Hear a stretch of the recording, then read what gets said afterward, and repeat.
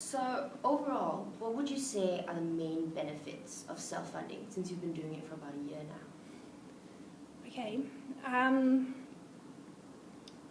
The main benefits of self-funding are flexibility, are the opportunities to be more edgy with your content. I think you don't have to deal so much with bureaucracy as well, which is just a beautiful thing. I don't know anyone who enjoys bureaucracy.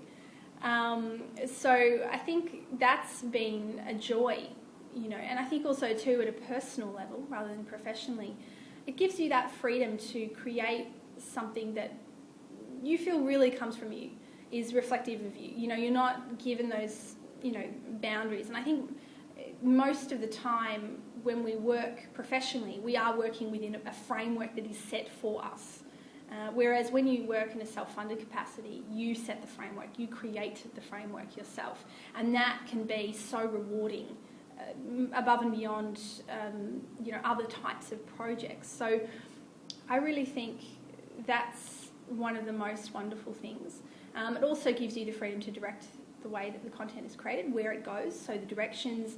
I've been able to, interview people and particular types of talent that someone at a comparable level in my, a comparable, say, position in the industry would never be interviewing.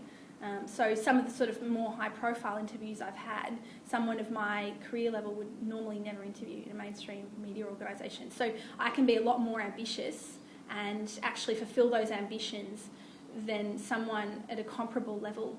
And I think there's that, again, self-funding removes that sense of, entitlement that's so pervasive in the media industry, that idea that you need to spend 10 years doing a certain type of work before you're allowed to do, something that you might really want to do. And that's not to say I don't think there needs to be a period of learning and a period of traineeship within the industry, but I think at the same time, if people have got a burning desire or an ambition or a talent that is really, quite strong, then I think they should pursue it as soon as possible, because that's when, the fire is there in the moment. You have to take it, and I think with self-funding you can do that. You can be bold. You can take bold steps to really move forward much more quickly than you can in other sort of funding models. So as an independent content producer, what would you say are just the top three of just main challenges, basically? Okay. So the main challenges are regularity of funding. So you rely on, in my position, in my case, I work part-time. I also write freelance and do business-to-business services as well.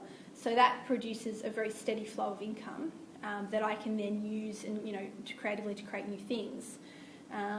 But it can be a real challenge sometimes, not knowing exactly when that's going to happen or not. As a freelancer, you're often at the whim of people who hire you. So sometimes you're being hired, sometimes you're not. Some of the other challenges are protecting your intellectual property. That can be a real challenge as well. In the internet age, it's, the copying of content is rife, and that can be a real issue because there's no way for you to really control that. There's no way for you to really monitor how your content is being used on other websites and things like that. So I think in that case, you need to build a robust community around your content that protects your content, which is very different from how traditional media models worked before the internet age. And I guess probably a third challenge would be the idea that is very pervasive in media, the idea of legitimacy. So we create these sort of media powerhouses or, brand names that everyone recognises. And it can be very difficult at times to, produce content where your brand name is not as recognised as other brand names. So when you want to go and have an interview, for example, and there's a really well-known media organisation wants the same interview, who will they take? And that sort of thing makes it very challenging for you. And that's where you've got to be inventive, and that's where you've got to be go above and beyond, to get what you want, to create what you want to create, you have to be, you have to be very ambitious. Now you mentioned something about the copying of material, and I know this is probably a sensitive topic about it, but maybe you could just share, not from yourself, but just how large organizations do just copy off independent content producers and how it does happen in the industry today. Yeah, I'm aware of, I won't use the word copying, but I'm aware of the mirroring of content across platforms in international and in Australian media. It's a fairly widespread, it's fairly widespread across the industry, and I've spoken to a number of senior people in both mainstream and non-mainstream media who have confirmed this to me. I think part of the reason why this occurs is because everyone wants a good idea, everyone wants a good story, and the question, the rigidity with which previous, ideas of plagiarism have now basically dissolved, because we previously had the idea it was in print, it was on radio, it was very kind of set, and you knew if something was being copied or plagiarised or mirrored. And whereas now, because of that idea of transmedia, things are appearing on Twitter, on Facebook, in all sorts of different platforms. How do we really know if someone, what's the original idea anymore?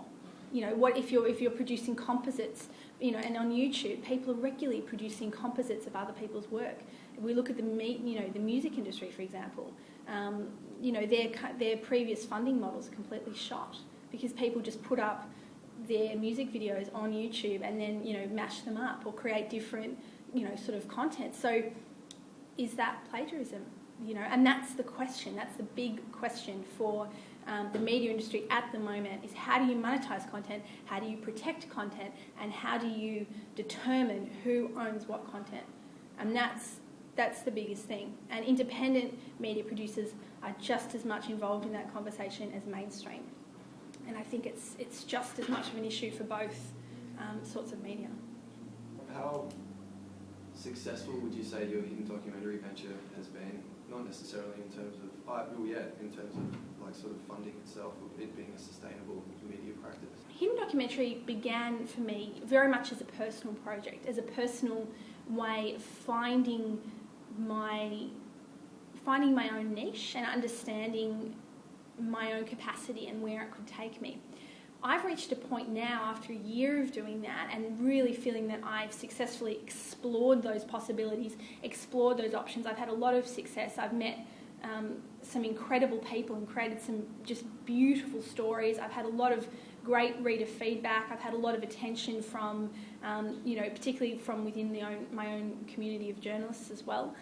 And what I've realised now is that I want to actually create a model that is more sustainable in terms of, and that means working with contributors.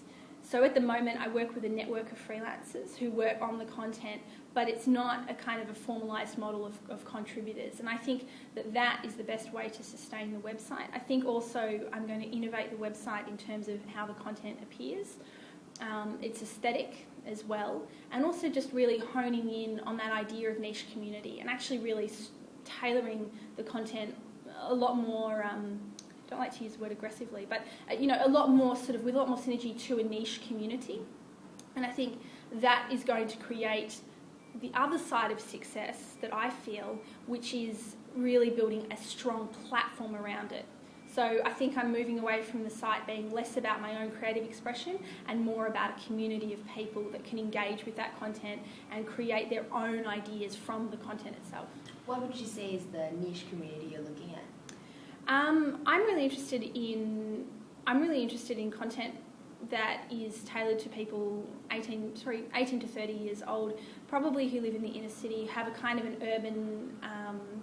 urban focus, and also people who are really interested in, I wouldn't say sort of almost, not indie content, but things that do have an edge to them. So people who are interested in being involved with media that's edgy, that's exciting, that takes them beyond that sort of everyday, media engagement, and particularly people who are interested in creating their own content and giving back to the content producers.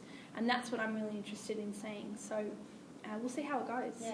We'll Would you say that is one of the areas, the urban and the indie, that kind of get the most hits and views and popularity?